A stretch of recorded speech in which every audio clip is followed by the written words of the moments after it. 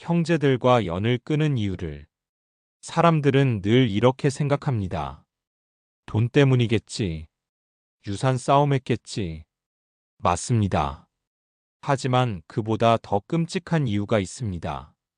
그날 내 형제들은 어머니가 돌아가시자마자 나를 사람으로 보지 않았습니다. 평생 가족을 위해 가장 먼저 포기하고 가장 많이 냈던 나를 그날 단 한마디로 정리했습니다. 형이 제일 많이 가져갔잖아. 그 말 한마디로 나는 그 집안에서 가족이 아니라 의심해야 할 대상이 되었습니다.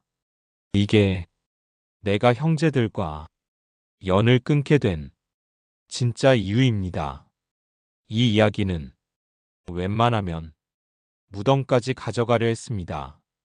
형제 이야기를 꺼내는 순간 나는 늘 냉정한 사람, 인정 없는 사람, 돈에 눈먼 형이 되기 때문입니다. 그래서 수십 년을 입을 다물고 살았습니다. 하지만 이제는 말할 수 있을 것 같습니다. 나는 형제들과 연을 끊고 살고 있습니다. 전화번호는 그대로지만 전화는 하지 않고 문자가 와도 답하지 않습니다. 명절에도 아무 소식이 없습니다. 사람들은 안타까운 표정으로 말합니다. 그래도 형제인데 그 말이 가장 아픕니다. 가난했던 집 맞이의 역할. 우리 집은 정말 가난했습니다. 아버지는 일찍 돌아가셨고 어머니 혼자 5남매를 키우셨습니다. 그래서 나는 아주 일찍 맞이가 되었습니다. 맞이는 참아야 했고, 맞이는 양보해야 했고, 맞이는 꿈을 가져서는 안 됐습니다. 동생들 교복을 위해 나는 고등학교 진학을 포기했고, 등록금 때문에 내 이름이 불릴 일은 없었습니다. 누가 시키지 않아도 나는 알아서 뒤로 물러났습니다. 그게 가족을 위한 일이라고 믿었으니까요. 돈을 버는 사람이 된 순간, 20살도 되기 전에 나는 돈을 벌기 시작했습니다. 처음 월급을 받던 날, 어머니 손에 봉투를 쥐어드렸습니다. 어머니는 아무 말 없이 한참을 우셨습니다. 그날 이후 나는 자연스럽게 집안의 기둥이 되었습니다. 동생 학비, 월세, 병원비, 명절 비용, 누가 정한 것도 아닌데 늘 내 몫이었습니다. 그 누구도 미안하다는 말은 하지 않았습니다. 대신 늘 이 말이 따라왔습니다. 형이니까 어머니의 병, 어머니가 쓰러지셨을 때 형제들은 모두 잠깐씩은 왔다 갔습니다. 하지만 병원에 남아있던 사람은 늘 나였습니다. 간병비, 수술비, 약값, 계산대 앞에는 항상 내 이름이 있었습니다. 형제들은 말했습니다. 형이 제일 여유 있잖아. 형은 혼자니까 괜찮지. 우리도 사는 게 빠듯해. 그 말들이 서운하지 않았다고 하면 거짓말이겠죠. 그래도 나는 고개를 끄덕였습니다. 그게 내 역할이었으니까요. 장례식 그리고 분위기의 변화. 어머니 장례식 날, 형제들은 사람들 앞에서 울었습니다. 나는 울지 않았습니다. 울 힘이 남아있지 않았습니다. 그리고 장례가 끝난 그날 밤부터 공기가 바뀌었습니다. 누군가 조심스럽게 집 이야기를 꺼냈습니다. 형, 집은 어떻게 할 거야? 그 말이 왜 그렇게 빨리 나왔는지 지금도 이해가 되지 않습니다. 어머니의 체온이 아직 남아있던 날이었습니다. 형제회의. 며칠 뒤 형제들이 모두 모였습니다. 차는 식었고 말은 짧아졌고 눈빛은 계산적이었습니다. 그날 나는 처음으로 불안함을 느꼈습니다.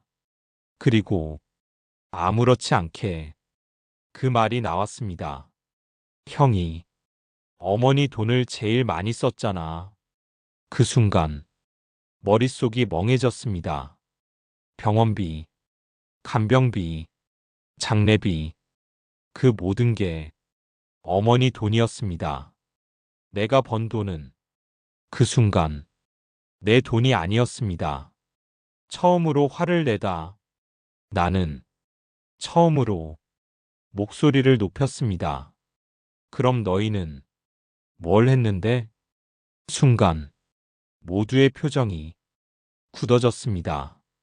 그들은 내가 화를 내는 걸 불편해했습니다. 왜 이렇게 예민해졌어? 형답지 않게 왜 그래? 형답지 않다. 그 말은 평생 참아온 나에게 벌처럼 날아왔습니다. 결정적인 한마디. 그리고 막내가 말했습니다.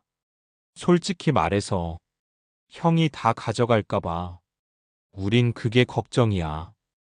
그 말을 듣는 순간 나는 아무 말도 할 수 없었습니다.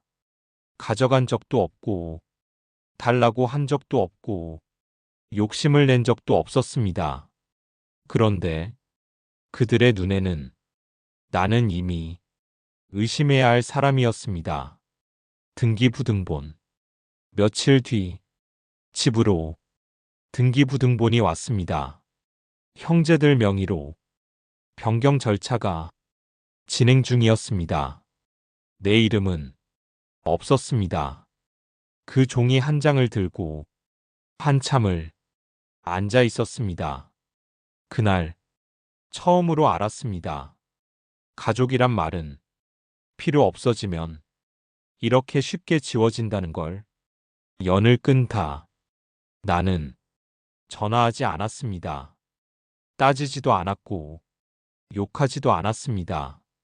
그냥 모든 연락을 끊었습니다. 그들은 처음엔 화를 냈고 그 다음엔 아무 말도 없었습니다. 그리고 지금은 완전한 침묵입니다. 혼자가 된 지금 명절에도 전화는 울리지 않습니다.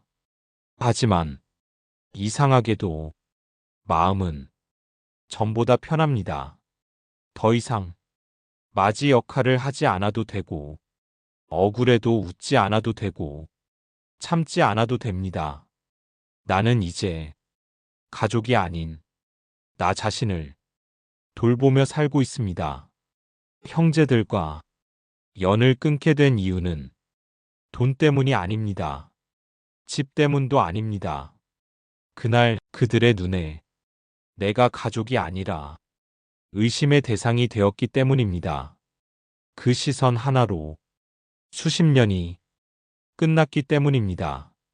이 이야기를 들으며 마음이 불편했다면 어쩌면 당신도 비슷한 상처를 가지고 있을지 모릅니다. 가족이라서 끝까지 참아야 한다고 믿고 계신가요? 여러분은 어디까지가 가족이고 어디부터가 선이라고 생각하시는지 댓글로 남겨주세요. 당신의 이야기가 누군가에겐 큰 위로가 될지도 모릅니다. 지금까지 제 이야기였습니다. 들어주셔서 감사합니다.